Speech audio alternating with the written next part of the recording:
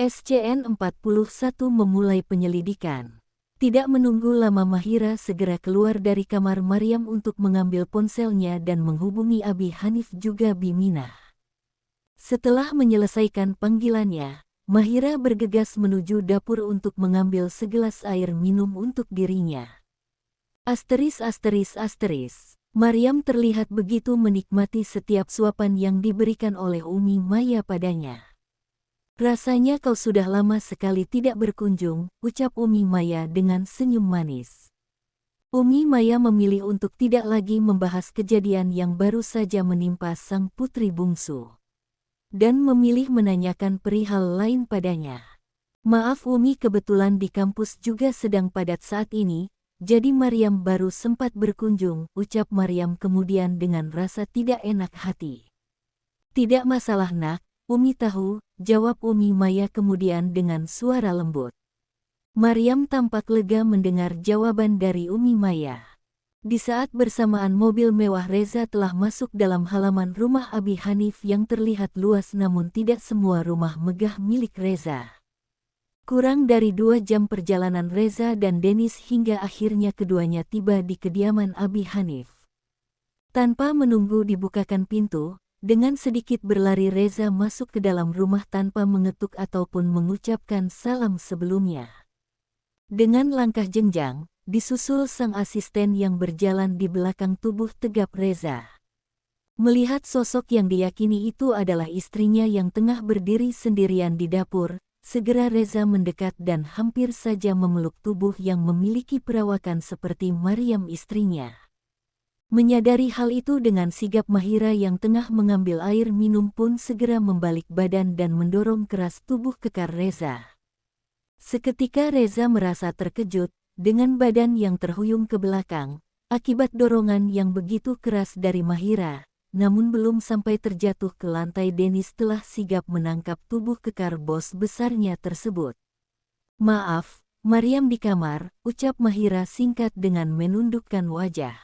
Reza tampak sedang meneliti sosok yang tengah berdiri di hadapannya, bahkan Reza juga sangat mengenali suara dari sosok di hadapannya yang dia yakini adalah Mahira, yang tidak lain merupakan kakak dari sang istri Maryam.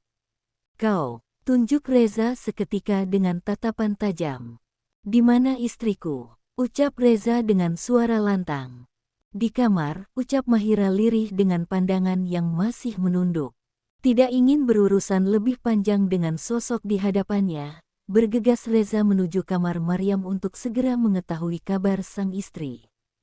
Karena rasa panik dan khawatir, Reza sampai tidak ingat jika dirinya datang bersama Denis, dan berlalu begitu saja meninggalkan sang asisten di sana. Denis yang menyadari hal itu hanya mematung dengan tatapan kesal, suruh duduk kek, malah ditinggalin. Untung bos, gerutu Denis dalam hati. Brak, terdengar pintu yang terbanting keras menabrak sisi tembok, hingga membuat Umi Maya dan Maryam yang tengah bercengkrama merasa kaget dan seketika mendongakkan kepala menghadap ke arah pintu. Reza segera masuk dalam kamar Maryam yang tidak terkunci, terlihat sosok yang sangat dicintainya tengah duduk bersandar dengan ditemani oleh Umi Maya. Mata Reza seketika berembun melihat sang istri terlihat sayu dalam pandangannya. Kau tidak apa-apa, ucap Reza kemudian. Alhamdulillah mas, Maryam baik-baik saja, ucap Maryam dengan senyum simpul pada suami tampannya itu. Syukurlah, ucap Reza seketika. Melihat kekhawatir dari raut wajah menantunya, Umi Maya memilih bergegas memberi kesempatan untuk keduanya saling berbicara. Umi keluar sebentar ya, ucap Umi Maya kemudian. Maryam menganggukkan dengan senyuman manis di wajahnya. Bagaimana ini bisa terjadi sayang? Tanya Reza lagi dengan tatapan penuh selidik. Maryam mengulas senyum manis di sudut bibirnya, dan berkata, Maryam kurang hati-hati saja mas, gak tahu kalau ada sepeda motor melintas, ucap Maryam dengan suara lembut. Setelah mendengar penuturan dari Maryam, seketika Reza membingkai wajah Maryam dan menenggelamkannya dalam dada bidang Reza, yang seluas samudera tersebut. Maryam tersenyum simpul menyadari suaminya sangat mengkhawatirkan dirinya, Terlebih detak jantung Reza yang terasa begitu jelas terdengar oleh pasang telinga Maryam. "Mas tidak perlu khawatir lagi, Maryam baik-baik saja," ucapnya kemudian dengan posisi berada dalam dekapan Reza. "Kau terluka," ucap Reza kemudian. Maryam mengangguk pelan. "Alhamdulillah, tapi hanya sedikit Mas," ucap Maryam kemudian dengan menunjukkan luka yang telah tertutup dengan kasa pada siku tangannya. "Seharusnya aku tidak membiarkanmu sendiri ke sini," ucap Reza penuh sesal.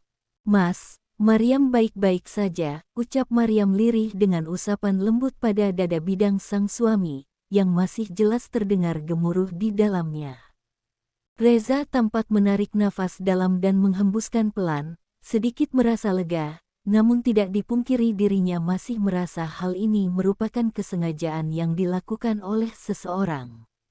Namun Reza memilih untuk tetap diam, tidak berniat menanyakan lebih jauh pada Maryam, dan akan mencari tahu sendiri sebab kejadian yang baru saja terjadi apakah murni kecelakaan atau kesengajaan yang tentunya ada sosok yang menurutnya menjadi dalang di balik kejadian ini. "Astaga," ucap Reza dengan tangan yang masih mendekap erat tubuh Maryam. "Ada apa Mas?" ucap Maryam tampak panik. "Tidak, hanya saja aku meninggalkan Dennis sendirian di luar," ucap Reza. "Ya Allah Mas, kasihan sekali dia," ucap Maryam.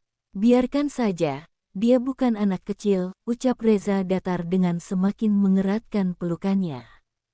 "Mas," ucap Maryam kemudian, terlihat raut wajah yang kesal dengan sikap suaminya.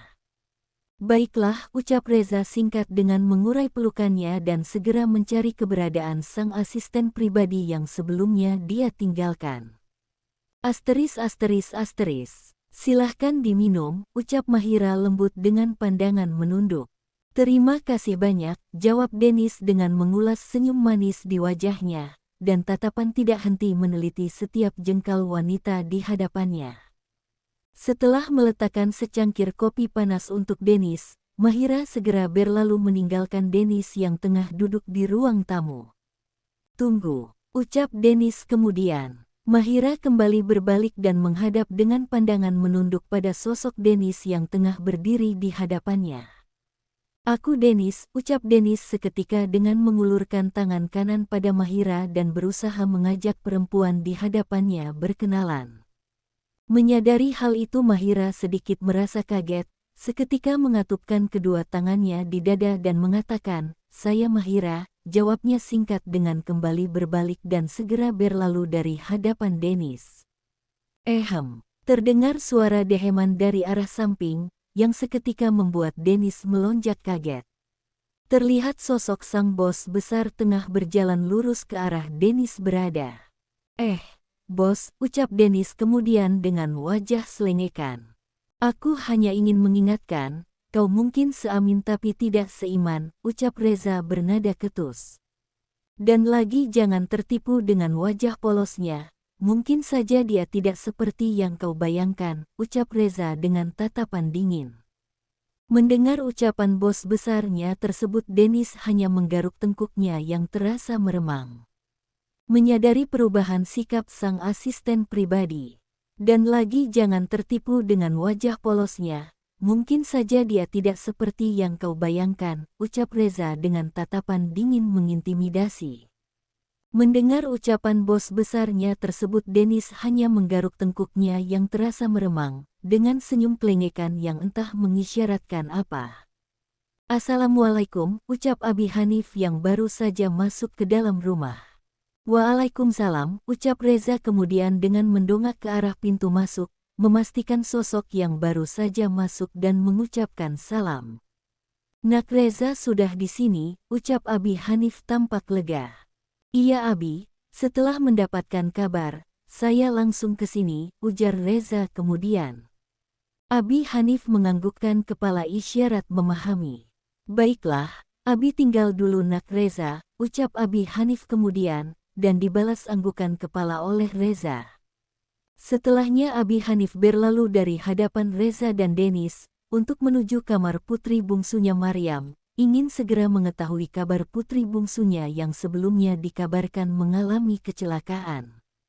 Setelah kepergian Abi Hanif, Reza menghempaskan kasar tubuh kekarnya di sofa ruang tamu, sejenak memejamkan mata untuk mengurai penat yang sedari tadi memenuhi benak dan pikirannya.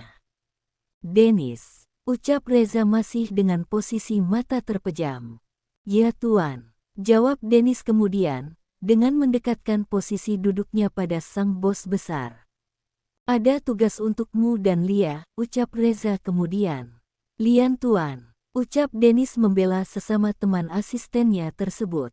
"Ya," ucap Reza singkat. "Selidiki semuanya, aku ingin kau usut tuntas semua kejadian ini," ucap Reza dengan suara dingin dengan mata yang masih terpejam.